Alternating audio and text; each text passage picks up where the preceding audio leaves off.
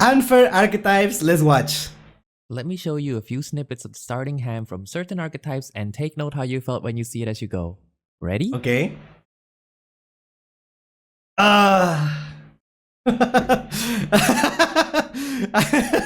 Snake Eyes, Ash, I already know.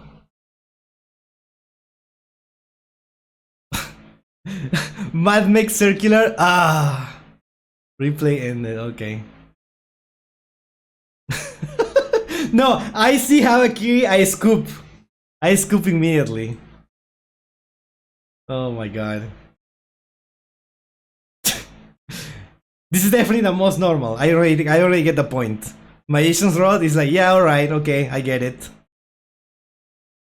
Now, I don't really know every one of my individual viewers' emotion, but the first three makes me sigh defeatedly and want to immediately press the surrender button. So true. Except for the last one. The last ones feel different from the rest.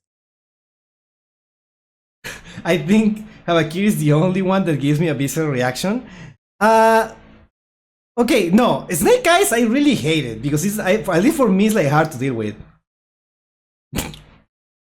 At least that's a hard, like, the not that hard for me to deal with. This is just, I don't know, it's so annoying. Like, also with Matmech, I already know that it's gonna be like a combo like super long, and I just get bored by it. Like Magician's Rod is like, oh, this guy is just gonna summon Dragoon, whatever, dude.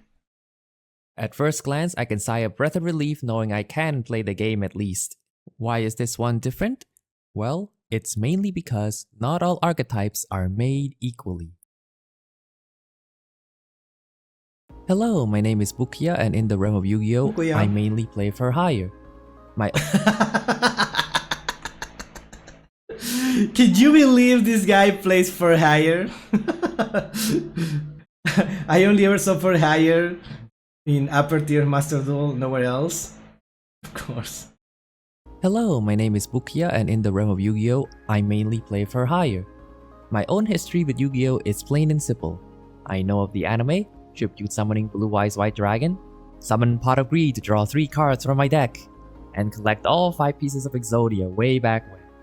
Oof, we're talking like boomer territory, my favorite. And then I dropped the game off until around 2020, where I eventually found out Konami has made a bunch of monsters that piqued my interest. Okay, this is similar to my experience, but not that much. I do not know how the game works at the time. I was fumbling around the concept of archetypes, synchro summoning, XZs, link summon, pendulum, and hand traps. I like how pendulum, it will always be like the confusing one, right? It's like the other ones are like, yeah, I mean, yes, a little more complex mechanics, but then pendulum is like, what the hell? Oh my goodness, I didn't understand any of that, so I basically ignored all that, except for link summoning, because that's what for hire uses. With basic knowledge and nostalgic memory in mind, I played quite a few— Okay, hold on. I know some people are gonna say things, oh, furry, but like, actually the art is really good. I really like it. I really like this art style. Games against a friend who was on Sword Soul. I learned the hard way when I couldn't get my cards going while my friend is able to consistently normal summon Moye. And even when it looks like I managed to get something going, I am stopped by this card that he can just activate from his hand. And if I manage to stop his Moye, he would have Long Yuan to continue going, and his boss monster's attacks are much more bigger than mine. And that's so evil to summon against someone learning the game. The monster can also negate? For free? Now, it would be unfair for me to compare between Fur Hire and Sword Soul, so I will instead use Fur Hire Tech Pack Sibling Sky Striker as— I like that! They came out at the same time? Interesting. As an example, back when they first got released.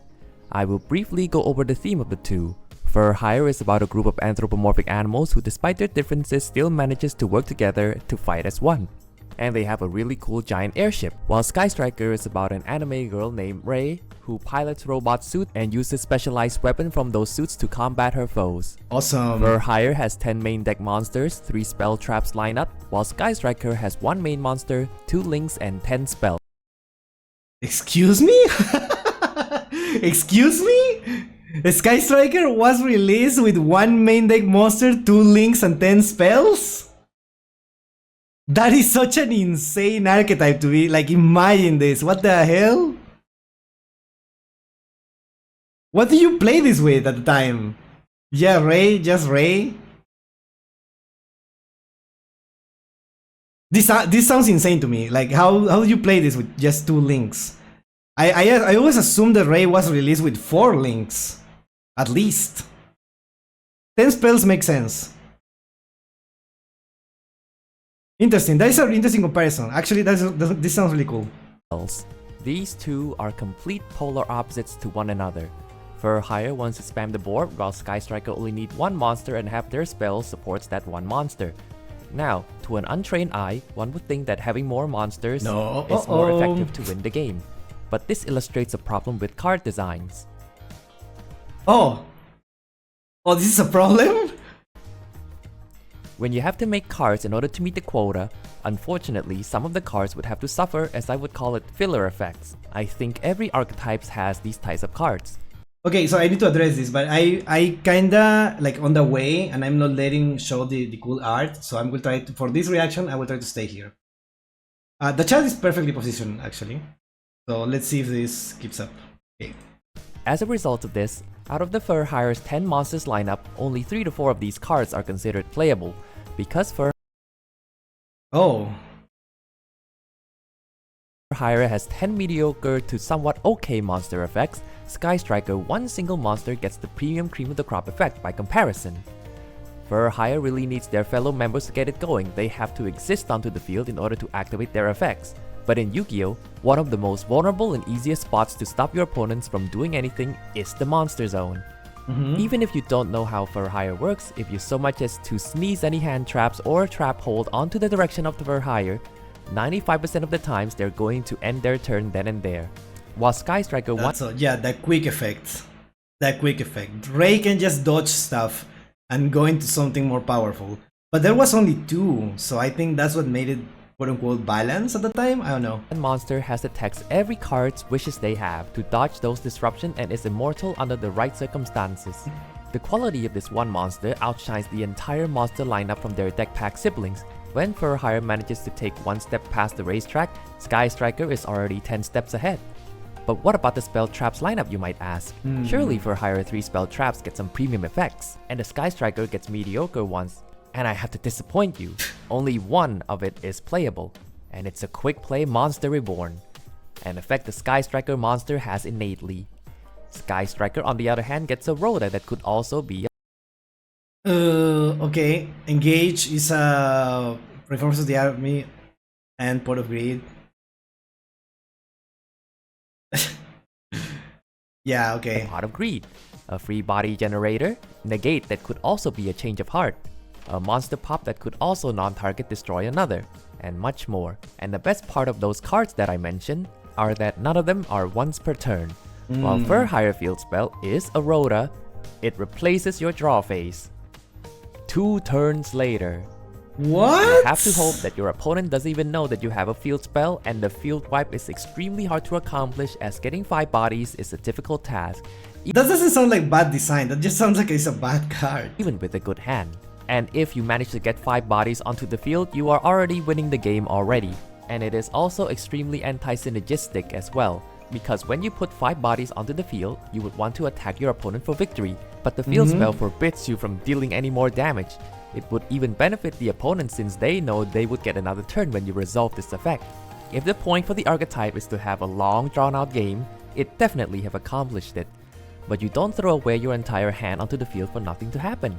Speaking of nothing to happen, the continuous trap is also such casualty. The continuous trap reads, if your Fur Hire gets destroyed by battle, you can summon another lower level from the deck. If your monster's Fur Hire is destroyed by battle, you can summon another? Huh? You see, every one of the lower level monsters Fur Hire has these small lines of text. Because of this one restriction, if your Fur Hire is destroyed by battle and gets another name onto the field, they don't get to proc their effects. It really baffles me that right out the gate, Fur Hire really They already nerfed. Why? got the slow start ability. Now don't get me wrong, I really don't mind if there are mediocre effects in some archetypes as long as it plays into the theme of the archetype or advances the board states of the archetype its attempt to achieve. It's why I love archetypes like Vanquish Soul having quick effect bounces like a fighting video game, or Nemleria using the extra deck as a bed and dreams about nightmarish monsters. But what I do mind is when the cards that's supposed to work in tandem to one another don't. Later, for higher Yeah, it's a little weird, right? Like they had something going on there and they decided like, no, actually, no, that would be too strong. gets crumbles of support.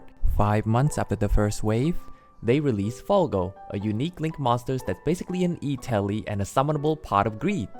Finally a high quality card, but hold your Uma Musumes. Something that powerful must be kept in check. So Folgos has 3 restrictions placed on him. Oh my god. One is that he cannot be used as Link material. I think this is an Unnecessary? understandable and okay Really? I feel like this is unnecessary. Like what?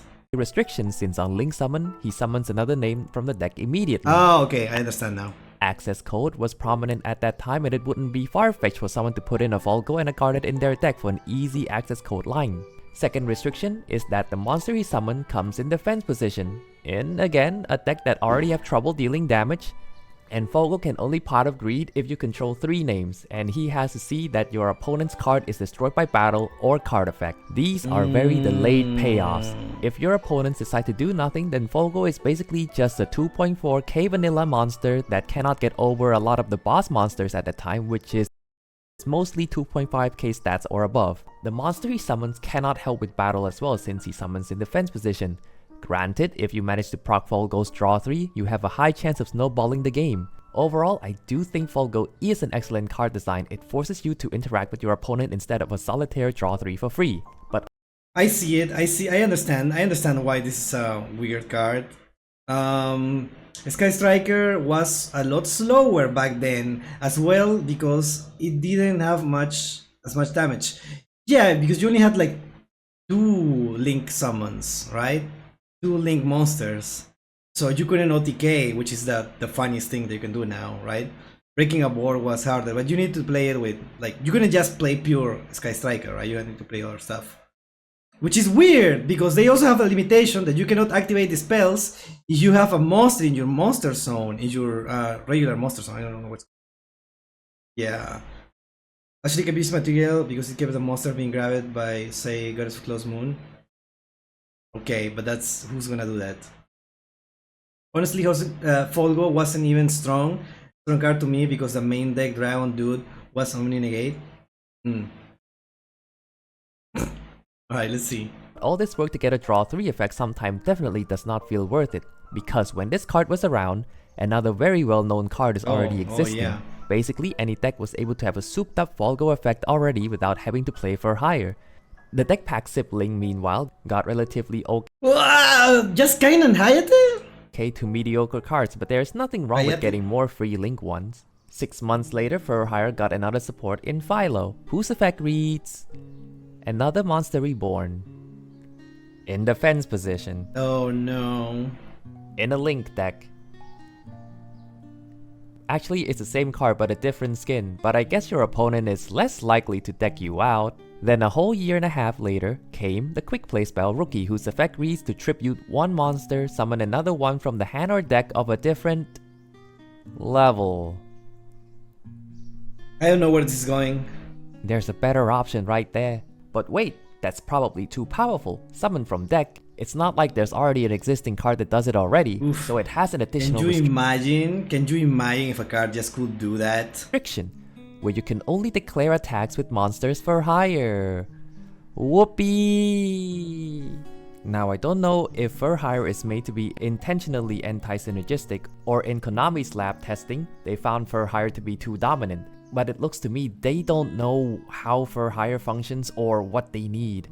Every archetype in Yu-Gi-Oh has a board state they want to get to, and there are different factors what makes the archetype This is an insane like lineup of cards. Like, oh my god, this gives me that.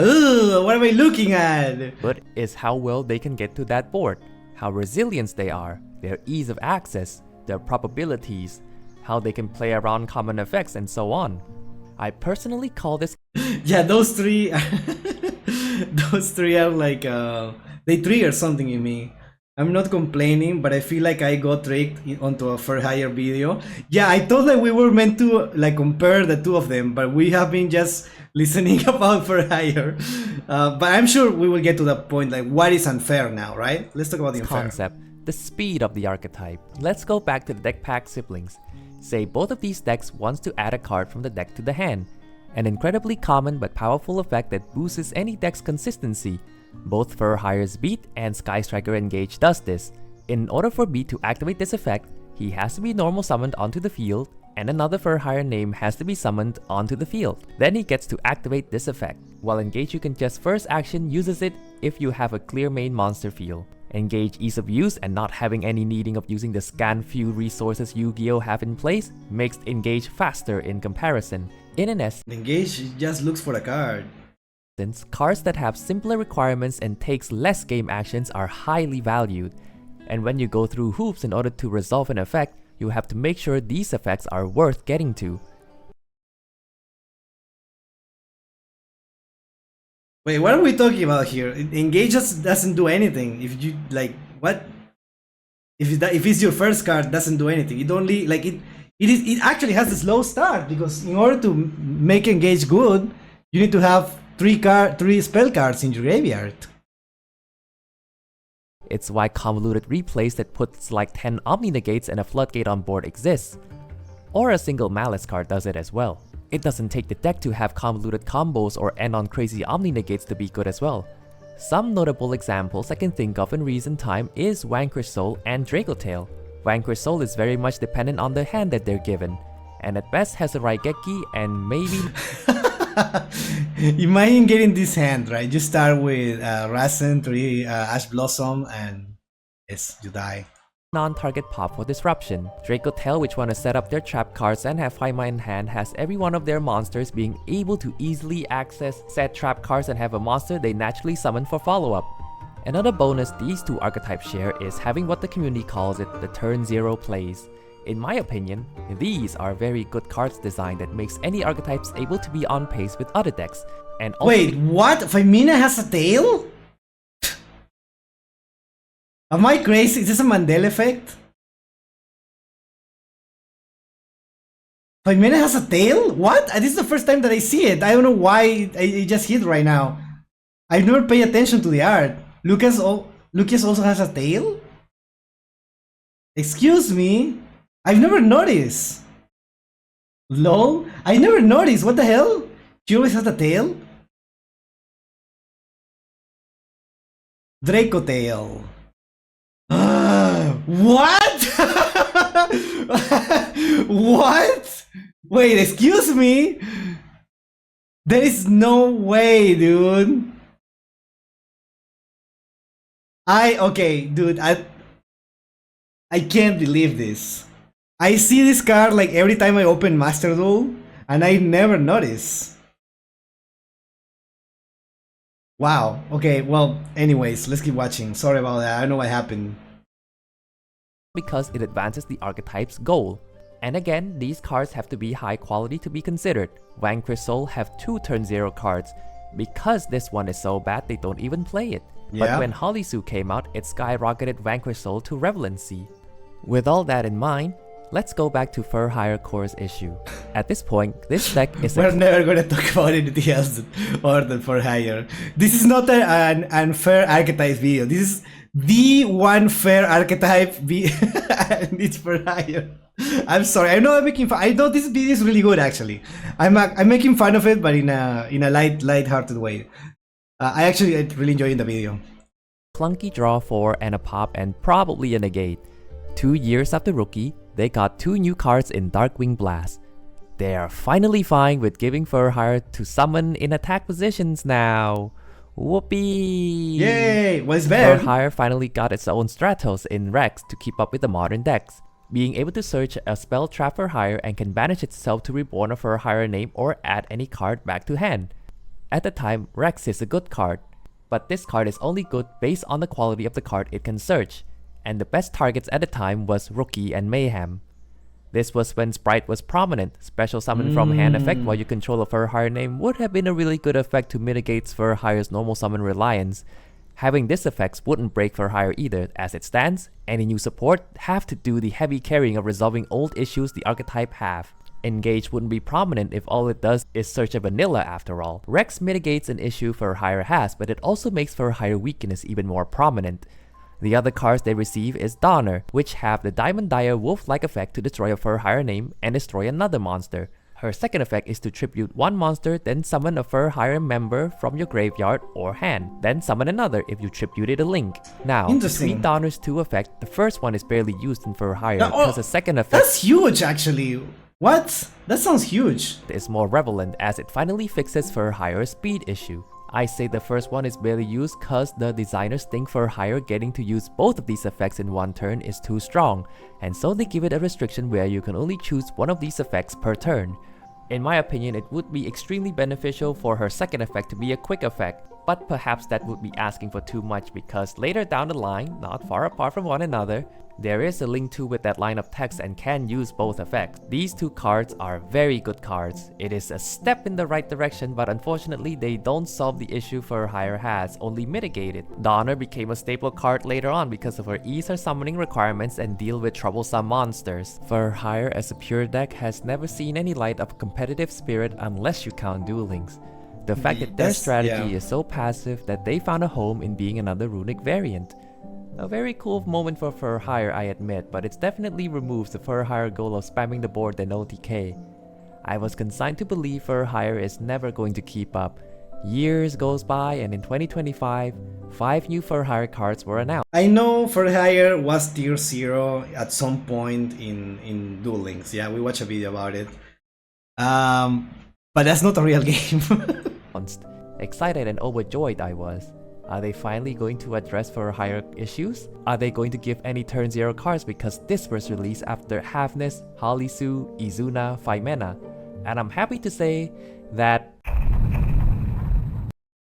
Xenolocks. this is one of the most restrictive kinds of locks in all of Yu-Gi-Oh!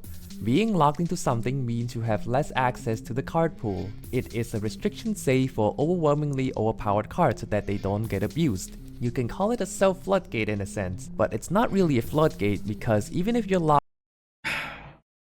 What the results means? Numbers aren't final, but you get the gist of it.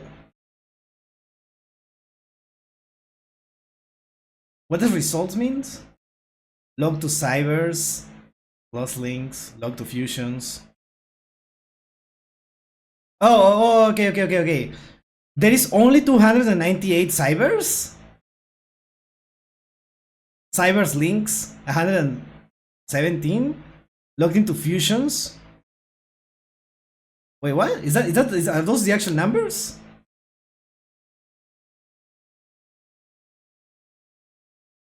You cannot special summon with extra fusion monsters.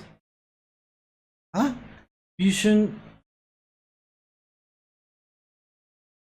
material from the extra deck using to. You cannot special summon from the extra deck except fusion monster.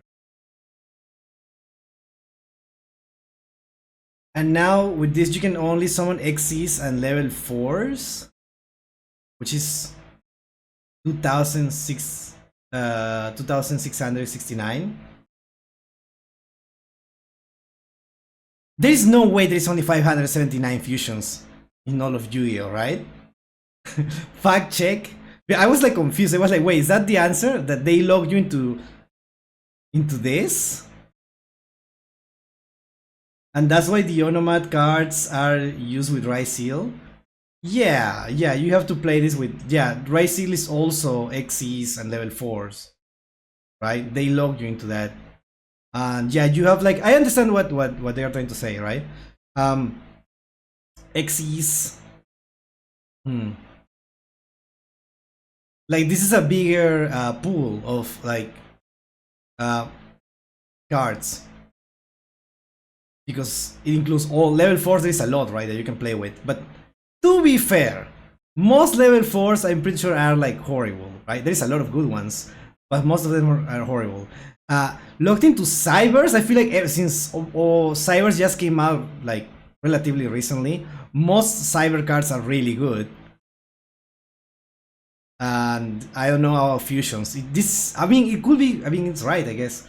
There is over 2,000 fusion monsters, but in fairness, there is a lot of bad fusions. Okay, I agree. I feel like most of them are like absolutely horrible and unplayable.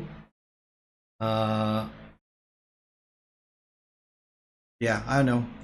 Lock yourself into a specific card pool It does not matter if the card pool have a ton of overwhelmingly overpowered cards, and as established, all for hire cards have never been thought to be broken or overpowered in the slightest. To quote a friend, if it's not broken, it's not meta. To slap this restriction That is so true. W friend. onto for hire, the card must be insanely broken. Let's go over those two cards. On a clear field, Whirlwind for hire is the Archetypes E-Tele and can double E-Tele if your opponent controls 2 or more monsters. Then you are Archetype locked for the rest of the turn if you resolve this effect. I cannot begin to fathom how much I love and hate this card. Being able to summon 2 from deck is a thing that any Archetype wishes they have. Only if it wasn't riddled with many flaws for the Archetype itself. In order to access Whirlwind, there are 2 ways. Either you open it with your opening hands or you search it with Rex. The problem lies with the second scenario. You can summon Rex, search for this, then you are unable to use it. I am not complaining about the lock per se. I am wondering why they see the for hire archetype as like an Avengers level threat that needs balancing, at least so that it has these lines of text as well, so that Are they thinking about the impact that this will have in Duel Links? And is that it? Is that like is it like for hire is a Duel Links? For hire is a Duel Links archetype? Is that what's happening? Are they designing cards for Duel Links? it gives this card more ease of use and options to an already existing line. Summoning 2 OK cards isn't going to break for hire, especially if you're giving it an archetype lock. Habakiri wouldn't be in the conversation so much if it locks into Mitsurugi after all. It just makes this card very awkward and clunky to use as it also clashes to its own existing restriction and playstyle itself. Volgo and Rafał draws from the deck often as well, and if they draws into Whirlwind, it becomes a dead card. It's the same feeling as drawing a garnet or pieces of your fusion material. You can use Donna to self-tribute to get an open field briefly, but often you cannot get Volgo off since he cannot be used as link materials, and you're probably also locked from Keel. Keel is essentially Moon of the Closed Heaven for hire. After resolving the first effect, you are then archetype locked. In my opinion, this is a good restriction on bridges. We have seen other decks that bridges to one another and can easily Dual Rise doesn't lock you into anything?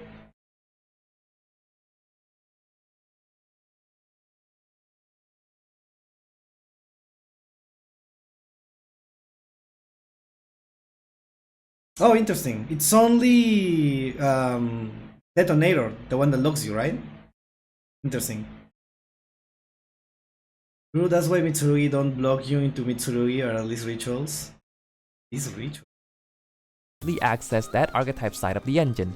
I would argue this is a harsher restriction even when there are other existing bridges that gets basically no locks. I would prefer it so that you are extra deck locked into for hire, something like the Archmage did with their restrictions, but that's probably just me being nitpicky. Even if you manage to resolve all the bridges affected the for hire side, you're not getting the full for hire board. A retrain of the field spell.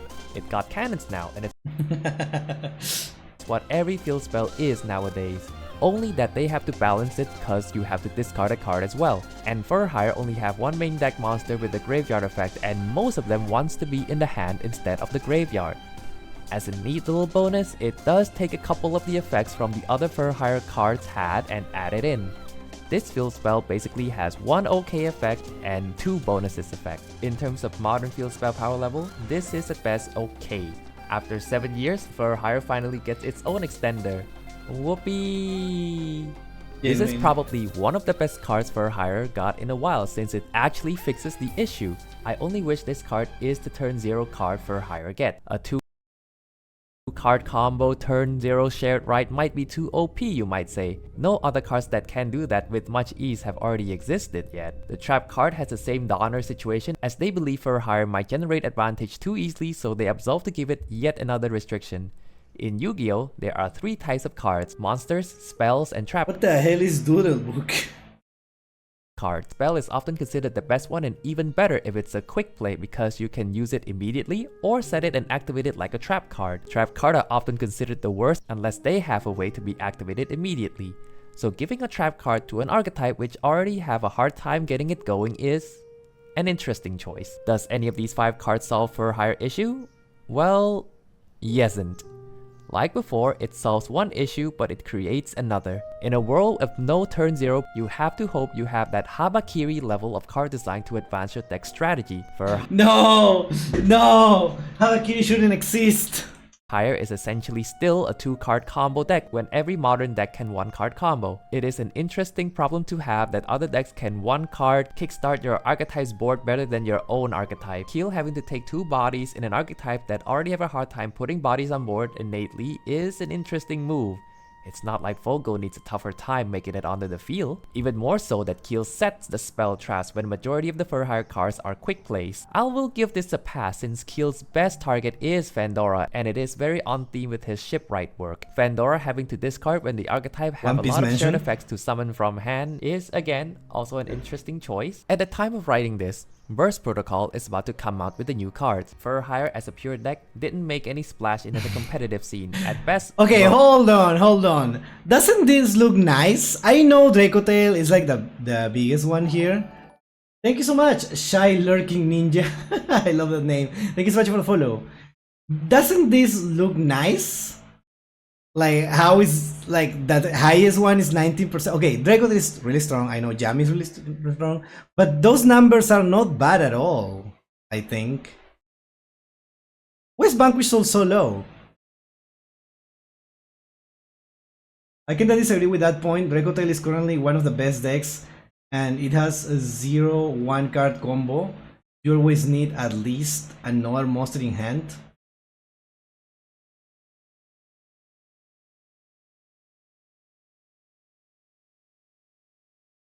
Is Lucius not a 1-card combo? Doesn't Lucius look for a you can look for Rahu or where's it, or Ketu, I think, and then you can just activate that, search for a card and fuse it with it? Is that not how it works? But I have never played Dracotail. Unfortunately, Lucius only grabs monster. Lucius only grabs monsters? Well, Lucius can grab Femina, right? And Femina can summon? Fusion summon? No? Lucius search Femina. Does nothing if Femina is your only card in hand. Femina only fuse cards in hand. But if you don't have a monster to fuse from hand, it really doesn't work. You still need another monster in hand. Oh, interesting. I didn't know that. All this time I thought Dracotail was like stronger than it was. I'm gonna beat I'm gonna beat you up and say I thought you were stronger. Interesting. Femina discards to fuse. She's not a material. Oh. No, how Dracotail monster fusion works is they need a monster in hand specifically to summon stuff. But to be fair, after they fuse, if you manage to pull one fusion, you're already set for life, right?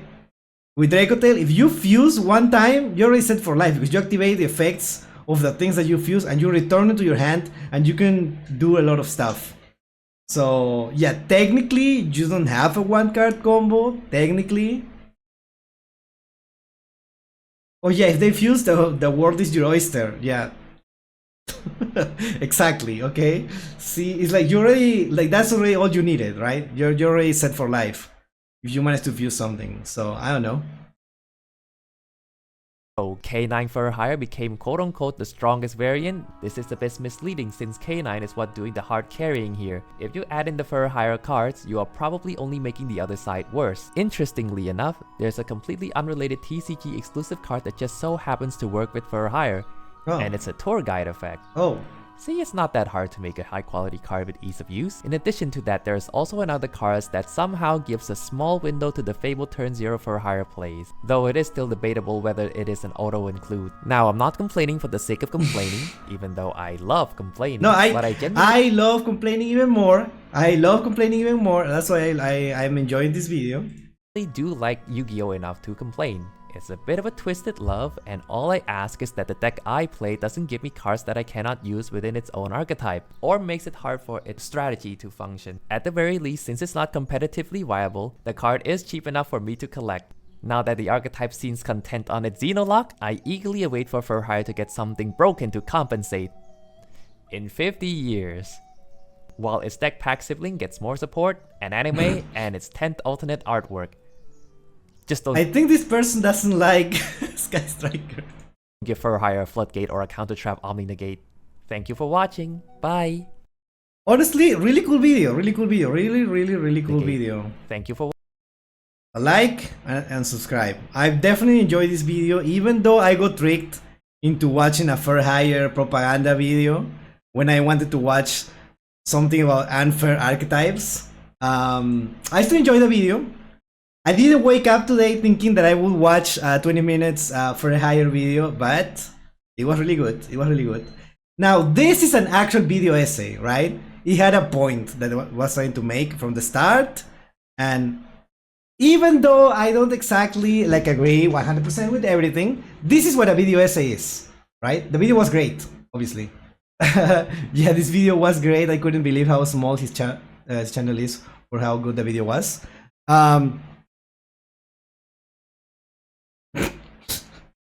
I don't know, maybe with more, because this video is doing well, right? 36k views.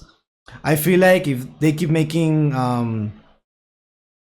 Yu-Gi-Oh videos, it will grow a lot. Yeah. So yeah, thank you Bukoya for the video. Really cool, really awesome. I hope you don't mind that I I react to your video. So yeah, thank you.